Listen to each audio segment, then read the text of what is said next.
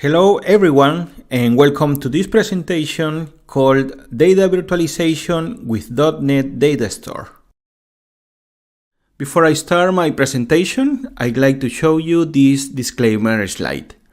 The content of this presentation is for academic purposes only, which I share non-profit with Appeon community.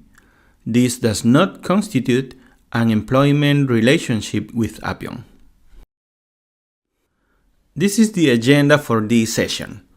First, sharing some information about my professional profile and the company where I work. Then, we'll address a question about how difficult real-time data integration could be to build quick reports. We'll also review at a high level a data integration alternative called data virtualization. And finally, we'll see how to implement a data virtualization layer with .NET DataStore, C# classes, and the other .NET Core resources.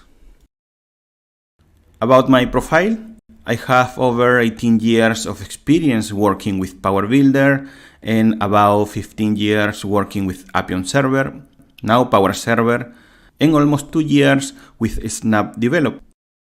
I worked as IBEX pre-sales, technical support, and instructor for more than 10 years. I also have a lot of experience in data management, replication, data virtualization, and data quality platforms. I currently work for Dora Sistemas as product manager of Appeon products in LATAM.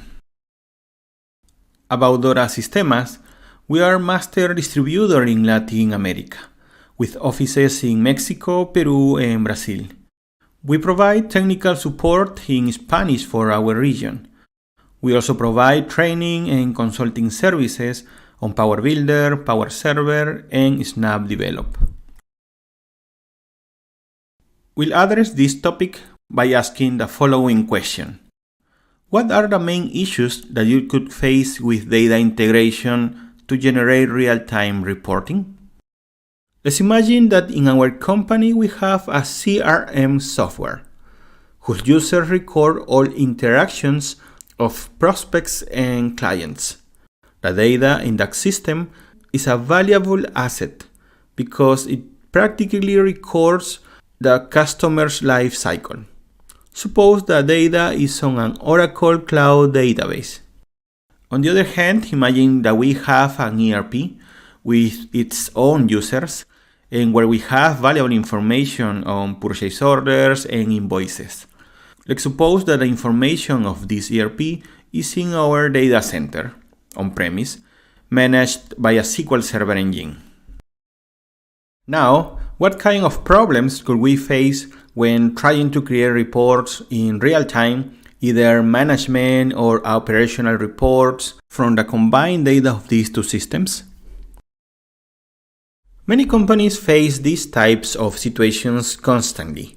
More and more specialized systems are added in a company with their own data sources, even unstructured data from sources such as IoT or social media. The demand to correlate and combine that data in real time and make the best decisions for the business is becoming increasingly critical. So how can we help our business to efficiently integrate that data, with data in different database technologies, with data spread across multiple databases, without using data replication or ETL tools?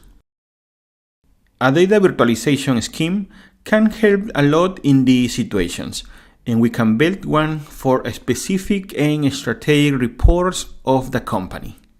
The concept of data virtualization is that it is a unified view of data that allows us to connect in real time to many data sources, cloud, on-premise, legacy systems, or unstructured systems such as big data, social media, etc. And then build a new single standard data sources platform with the related data without the need to move it from its original sites. Then this data can be consumed through different standards, JDBC, ODBC, REST, and from different tools. As I mentioned before, we can build our own data virtualization solution based on a web API with .NET DataStore and C# classes. While this scheme is not a typical REST-JSON, we can take advantage of all the available .NET Core technology powered by SnapOjects to adapt a solution that helps the company's decision making. For the exercise that I will present, I'll include the creation of a web API with two database connections, one to an Oracle database and another to SQL Server. This web API will retrieve one table in each database. Then it will combine its records and compose a single data view that can be refreshed every n seconds or minutes. Finally, this data view will expose to be consumed from a REST-JSON client. Our implementation will use three basic functionalities of any data virtualization solution: connect, compose, and consume. For the connections, we'll use SnapOjects and the drivers connection odp.net SQL client. To compose the single data view, I will use .NET DataStore and LINQ for the join between the two tables. We retrieve the customer table from Oracle and the sales order table from SQL Server. Then, to keep the data result join in memory, I will use Microsoft Extensions caching memory class and DataStore as a data view.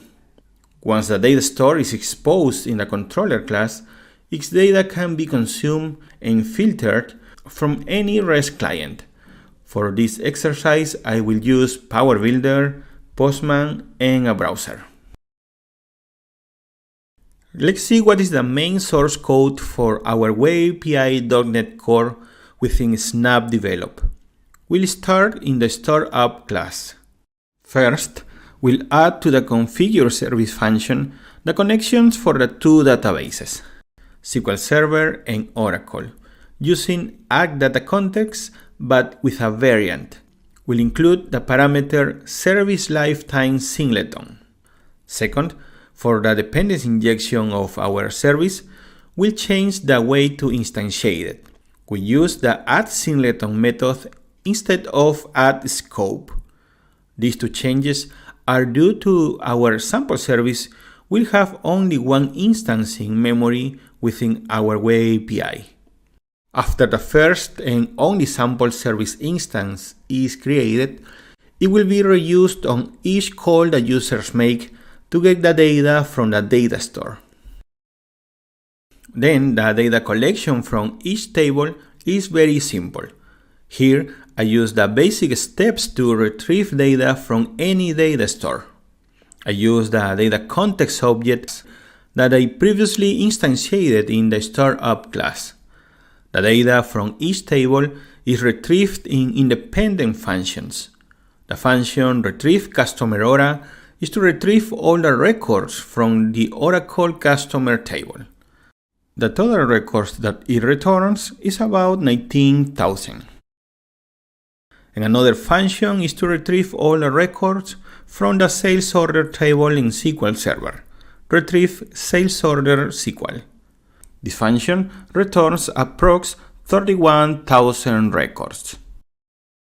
Each table is represented by a C# model, which were original PowerBuilder data window objects, which I previously imported with data window converter tool. Finally, each function returns the data stores with the respective data based on those models. The next part is to compose a new dataset from the join of the data retrieved from the functions retrieve customers ORA and retrieve sales order SQL. For this, I use the following. I declare two variables, customers and orders, which are implicitly data store type, to receive the data from the functions. Then, I declare a variable called viewResult of data store type, with the degree resolve view model. After that, I use the system LINQ class to make the join between the customer ID of both tables. Since LINQ returns an enumerable data type, then I convert the result to a list type with toList function, and then I convert that list to a DataStore object using toDataStore function. In this way, in the same code block, I use LINQ, list, and toDataStore function. Finally, this retrieve DB orders per customer function returns a DataStore of a combined data model from the two databases. The total number of records that this function returns is 31,000 about. Once we have the data view, we take advantage of the Microsoft extension caching memory class in the same service.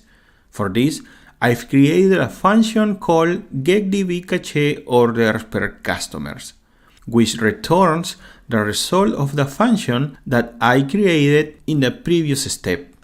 But I only call that function if at least 90 seconds have elapsed since its last invocation.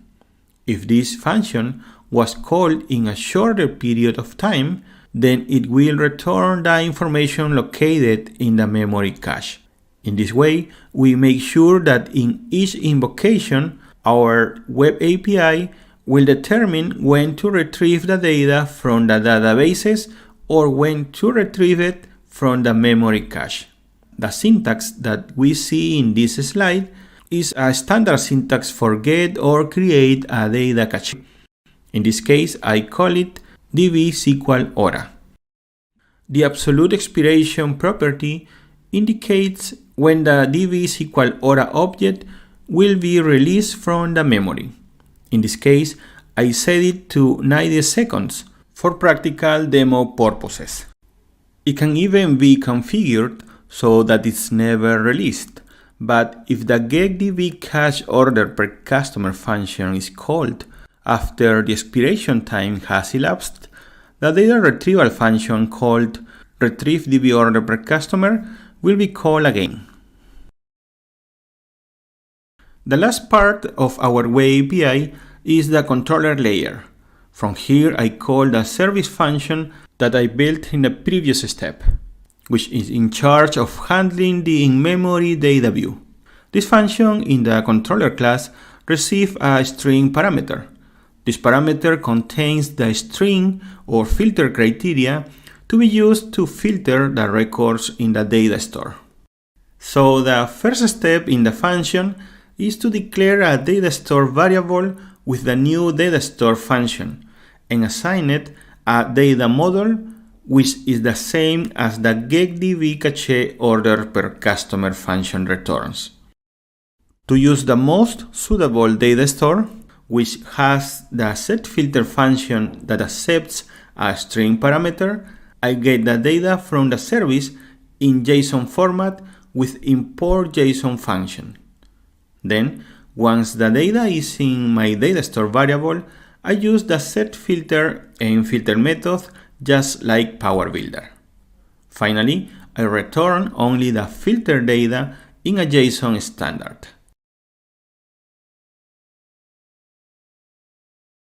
To start with the demo, we are going to test our service class sample service and verify that it only executes a single instance. For this, I'll use the UID global unique identifier of the instance and declaring an instance variable string type and initializing it with the ID generated by the new UID function in a constructor event. I've previously defined a lifecycle verify function which returns some custom data such as event name, title, but the most important piece of information is the UID, because I'm interested in verifying that the UID doesn't change later in each invocation, even between different clients. When executing this function through the controller class, we can see the UID assigned to the instance of our sample service class. When refreshing the page, the same UID is still displayed. If we call this function from Postman, it will also show us the same value, which confirms that the same sample service instance will be used for all clients. Now I'm going to show you the structure of the model for the final results, the Get Result view. The first three fields, customer information, are from Oracle, and the remaining 6 are from SQL Server. As we saw in the slides few minutes ago, in the sample service class, I have the functions that retrieve this data from each database and returns the information in DataStore objects. Then, in the retrieve DB orders per customer function, I make the join of the two data stores through the customer ID column. The result of this join, which initially comes in enumerable class, then I convert it to a list, and finally I convert the list into a data store. The data model of the data store is the Get Result view. This function will not be called by the controller class, but by the getDB cache order per customer function, which manages the data cache and the update frequency, in this case every 90 seconds, using the get or create function from the memory cache class. Finally, as I explained previously, the controller class will call this getDB cache order per customer function and filter the data as indicated by the user in the ASFilter parameter. This function can be called from any REST client. We are calling this function and see the results, remembering that the function returns 31,000 records about.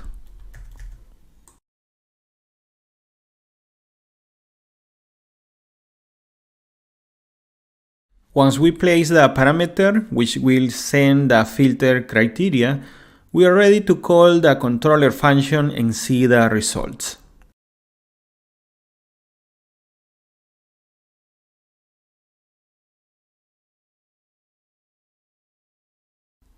The next part of the demo will be done from PowerBuilder 2018. In PowerBuilder, I have a data window object that has the same C# model Get Result view structure. I also have a window with the data window control and the other native controls to create the string with the filter criteria that the web API requires in the getDB cache order per customer function. Browsing the retrieve button script, we can see the algorithm along with the invocation of the web API using the native REST client object and the retrieve method. By running the application, we are ready to provide the filter criteria through the combination of values from the list box to choose the column, plus the operator, and finally any string. We can see how quickly the data is retrieved from the web API cache. The columns in red are from Oracle and those of blue are from SQL Server. On the right side, we can see how many records meet the filter criteria. We will play with the filter parameter to see the different results.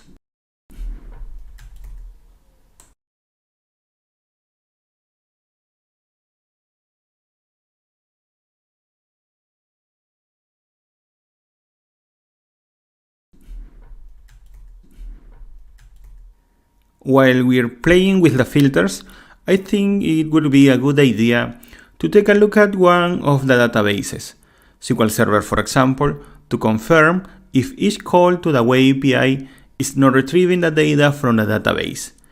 So I'll use the SQL Server Profiler tool from SQL Server.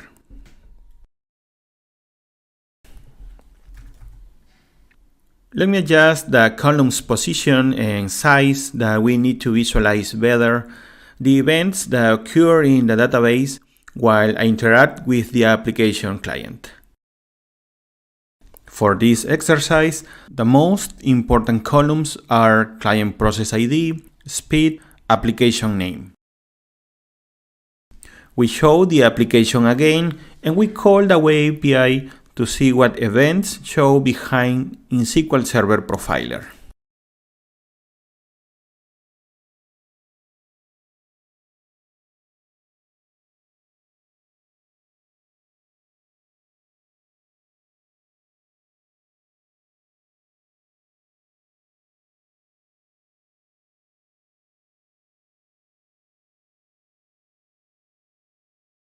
Finally, we'll add Postman to this exercise to confirm the results by calling the same web API.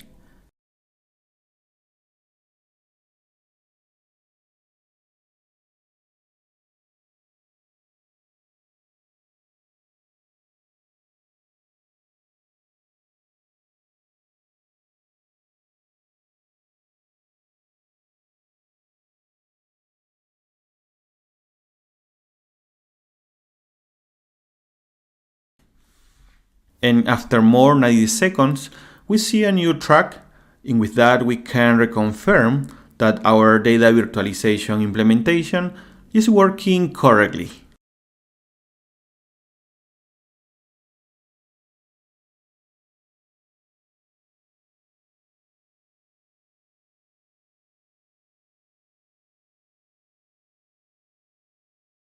And with this last part of the demo, I conclude my presentation of how creating a data service layer using data virtualization concepts.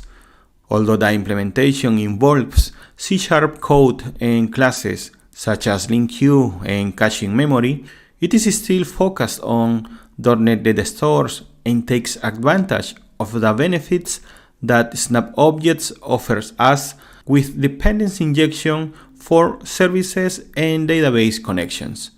Finally, by making this type of implementation, we can address more data-driven projects so that they can be consumed by any UI technology.